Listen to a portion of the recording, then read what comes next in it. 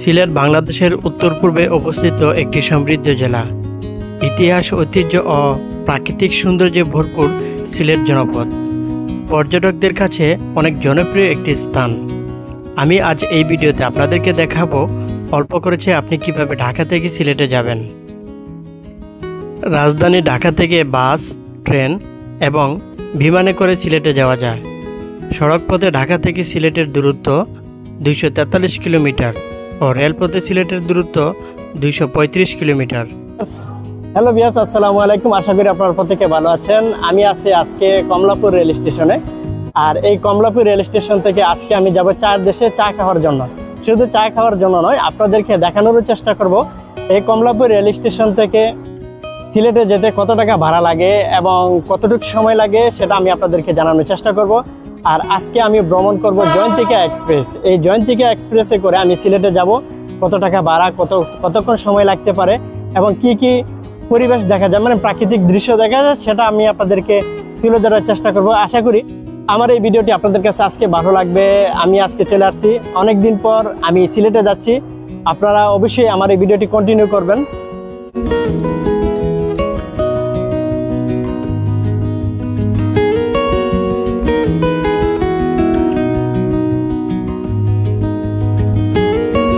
অবশেষে আমাদের ট্রেন চলে আসছে, জয়ন্তিকা এক্সপ্রেস। প্রায় 1 ঘন্টা অপেক্ষায় ছিলাম যে কখন আসবে আর কখন চার দেশে হারিয়ে যাব। তো এই যে আমাদের ট্রেন মাত্র আসলো, দেখতেই পাচ্ছেন। আমি আজকে আপনাদেরকে কিন্তু সম্পূর্ণটা দেখানোর চেষ্টা করব। এটাই হচ্ছে মূলত জয়ন্তিকা এক্সপ্রেসের ট্রেন। আর এটা হচ্ছে সুবন চেয়ার, মানে মূলত সুবন চেয়ারেই আমি আজকে জার্নি করব। দেখতে পাচ্ছেন খুব সুন্দরভাবে সারিবদ্ধভাবে চেয়ারগুলো আছে। এখন মাত্র ট্রেন থামলো, এখন ধীরে ধীরে যাত্রী এসে প্রবেশ করবে। আমিও চলে আসছি এই জয়ন্তিকা এক্সপ্রেসে। আমি আমার আসন গ্রহণ করে নিব। আমি এখন আছি কেবিনে, মানে এই যে হচ্ছে কেবিন, 2তলা সিস্টেম কেবিন, আর এটা হচ্ছে নিচতলা। আমি মূলত কেবিনের সিট খাটি নাই, মানে জাস্ট আসছি ভিডিও করে আপনাদেরকে দেখানোর জন্য। এখানে আরামদায়ক, খুব সুন্দর নরম একটি বিছানা আছে, আপনি চাইলে এখানে শুয়ে শুয়ে যেতে পারবেন। আর এই পাশে আছে আরেকটা নিচে, মানে 1তলা 2তলা। আর ওই পাশে আছে খুব সুন্দরভাবে মানে বই রাখা, পানি রাখা বা খাবার রাখার জন্য। আর এই যে দেখতে পাচ্ছেন মানে জানালা, মানে জানালার পাশে আপনি খুব চমৎকারভাবে বসে ভিউ উপভোগ করতে পারবেন এবং এখানে বসে বসে গল্প, চা খাওয়া, আড্ডা দেওয়া, মানে অন্যরকম লাগবে আপনার কাছে। এই হচ্ছে কেবিনের একটি অংশ। এই হচ্ছে কেবিন, আমি আপনাদেরকে দেখানোর চেষ্টা করতেছি।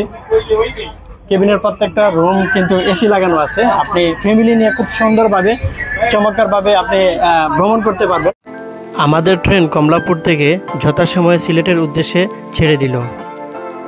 ঢাকা থেকে সিলেট যেতে চাইলে কমলাপুর অথবা বিমানবন্দর রেল স্টেশন থেকে আন্তনগর, Parabat express, Jayantika express, Kalni express ও উপবন এক্সপ্রেসে যাত্রা করতে পারেন।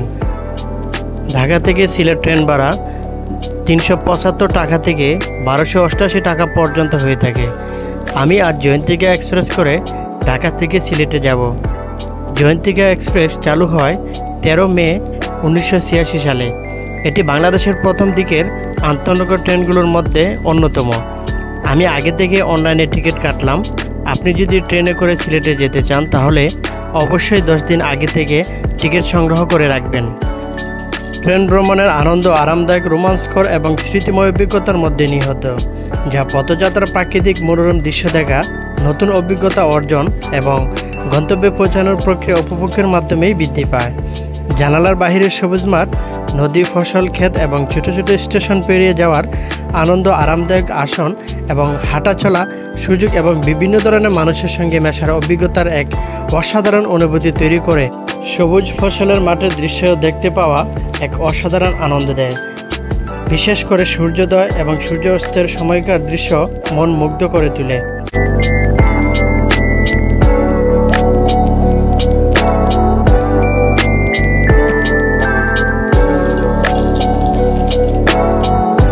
কমলাপুর রেল স্টেশন থেকে আমরা চলে আসলাম বিমানবন্দর রেল স্টেশনে। আমাদের প্রায় 20 মিনিটের মতো সময় লাগছে। আর আপনার কমলাপুর রেল স্টেশন থেকে যখন আপনার সিলেটের উদ্দেশ্যে ট্রেন যাবে, টোটালি 14টি স্টেশন দাঁড়ানো থাকবে বা স্টেশন ধরবে ওইখান থেকে। আর সর্বপ্রথম কিন্তু বিমানবন্দর রেল স্টেশনটি ধরে, সামনে আছে আশুগঞ্জ ধরবে। আমরা এভাবেই ধীরে ধীরে সিলেটে পৌঁছে যাব। আর আপনারা দেখতে থাকুন আজকের এই ভিডিও। যথাসময়ে আমাদের ট্রেন আবারও ছেড়ে দিল সিলেটের উদ্দেশ্যে। আমাদের ট্রেন যতই সামনের দিকে যাচ্ছে ততই ভালো লাগছে। আমি অপেক্ষায় আছি কখন সিলেটে পৌঁছে যাব। আসলে প্রাকৃতিক সৌন্দর্যে অপরূপ নীলাভূমি এই বাংলাদেশ। অপরূপা এ দেশের সবুজ বনবনানী, সুবিশাল ম্যানগ্রোভ বনরাজি, নদ নদী, শ্যামল পাহাড়, বিস্তীর্ণ সমুদ্র সৈকত, প্রাচীন ঐতিহাসিক ও প্রান্তিক নির্দেশনাসমূহ যুগ যুগ ধরে পৃথিবীর বিভিন্ন দেশের ভ্রমণ পিপাসু উৎসাহী মানুষকে আকৃষ্ট করে আসছে। বাংলাদেশের প্রাকৃতিক সৌন্দর্য দেখে দু চোখ জুড়িয়ে যায়। তাই রূপমুগ্ধ বিস্ময় পুলকিত কবিতার আবেগ স্নিগ্ধ উচ্চারণে বাংলাকে বলেছে রূপসী বাংলা। 6 ঋতুর দেশ এই রূপসী বাংলাদেশ। 56,000 বর্গমাইল দেশটি যেন প্রাকৃতিক সৌন্দর্যে এক মিউজিয়াম। সবুজ শ্যামল প্রাকৃতিকের জন্য এর প্রশংসা যুগ যুগ ধরে কবিদের বাণীতে উচ্চারিত হয়ে আসছে।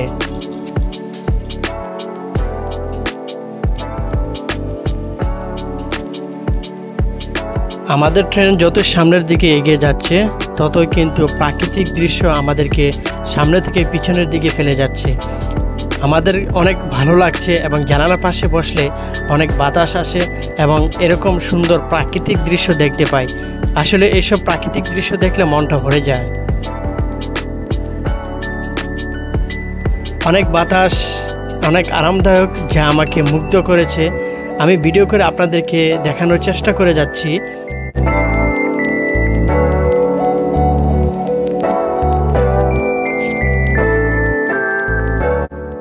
আপনারা যদি দিনের আলোতে সিলেট ভ্রমণ করতে যান, বিশেষ করে ট্রেনে, তাহলে আপনারা জানালার পাশে বসার চেষ্টা করবেন।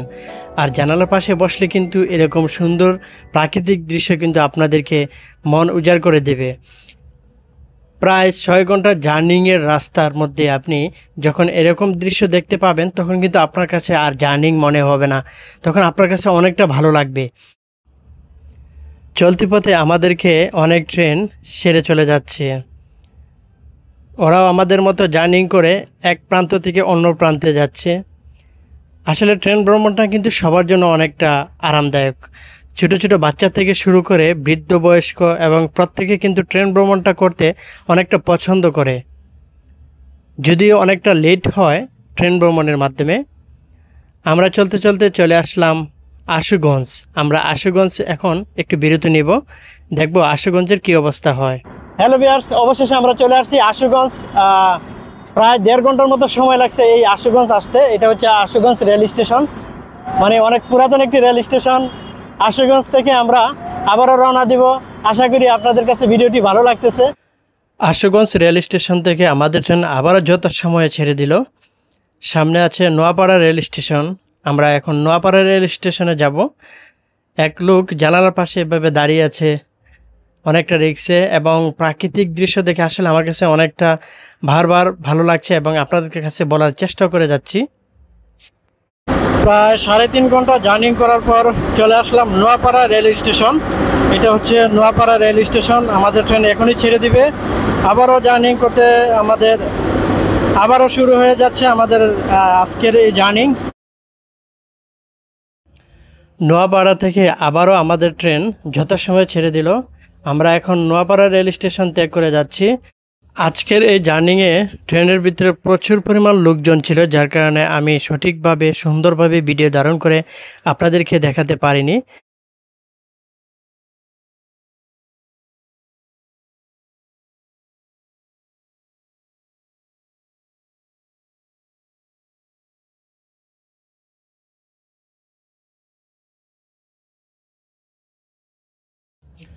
সবুজ শ্যামল এরকম প্রাকৃতিক দৃশ্য দেখতে দেখতে আমরা সামনের দিকে এগিয়ে যাচ্ছি। সামনে আসে শায়েস্তাগঞ্জ। আমরা কিছুক্ষণের ভিতরে শায়েস্তাগঞ্জ পৌঁছে যাব। শায়েস্তাগঞ্জ যাওয়ার আগে আপনি এরকমভাবে সুন্দর একটি প্রাকৃতিক দৃশ্য দেখতে পাবেন।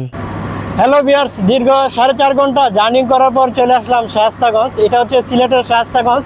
আমাদের ট্রেন এখানেই স্টপেজ দিছে, মানে এখান থেকে যাত্রী উঠতেছে আবার এখান থেকে যাত্রী নামতেছে।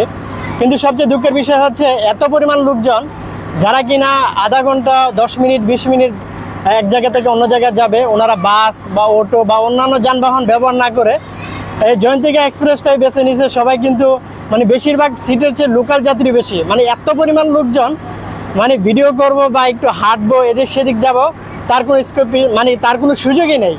তো যার কারণে এখানে এসে একটা ভিডিও করতেছি। আর এই শায়েস্তাগঞ্জ মানে এই পাশ দিয়ে কোনো দোকানপাট নেই, দেখতে পাচ্ছেন। মানে অন্যান্য স্টেশনে যেমন দোকানপাট থাকে, অনেক কিছু বিক্রি করে, বাট এটাতে কিন্তু এরকম পাওয়া যাচ্ছে না। তো 10 মিনিট যাবত ক্রসিংয়ে আছে, আমাদের ট্রেন আবারও চলে যাবে সিলেটের উদ্দেশ্যে। ততক্ষণ পাশে থাকুন। শায়েস্তাগঞ্জ রেল স্টেশন থেকে যথাসময়ে আমাদের ট্রেন আবারও ছেড়ে দিল।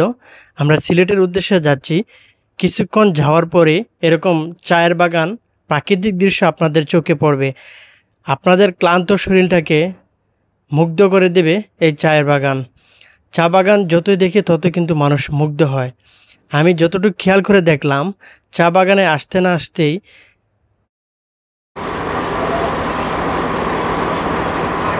অবশেষে দীর্ঘ 5 ঘন্টা জার্নি করার পর চলে আসলাম শ্রীমঙ্গলে। এটা হচ্ছে শ্রীমঙ্গলের রেল স্টেশন, মানে চায়ের দেশ শ্রীমঙ্গলে চলে আসছি। অনেকটা লোকজন কমই দেখা যাচ্ছে, মানে শ্রীমঙ্গলে তেমন একটা লোক নেই, কিন্তু অনেকটা ভালো লাগতেছে। আর প্রচণ্ড পরিমাণ গরমের কারণে মূলত আজকে এরকম খুব এক্সাইটেড লাগছে। শ্রীমঙ্গল রেল স্টেশনের নামটা আমার কাছে অন্যরকম লাগে। যখনই শ্রীমঙ্গল নামটা উচ্চারিত হয় তখনই চায়ের কথা মনে পড়ে, কারণ শ্রীমঙ্গলে রয়েছে অসংখ্য চায়ের বাগান।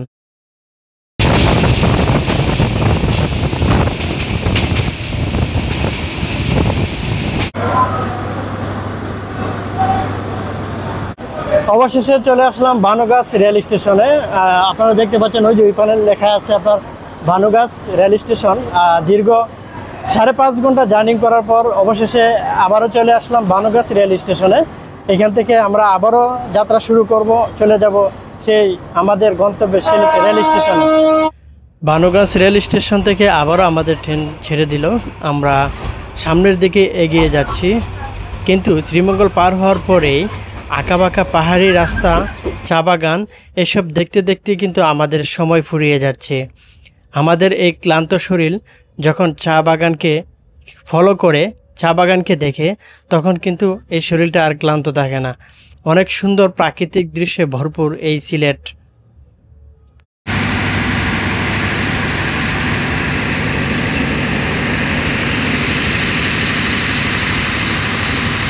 হ্যালো গাইস, অবশেষে সিলেটের লংলা রেল স্টেশনে চলে আসলাম। নামটা আমার কাছে অনেকটা ভালো লাগছে।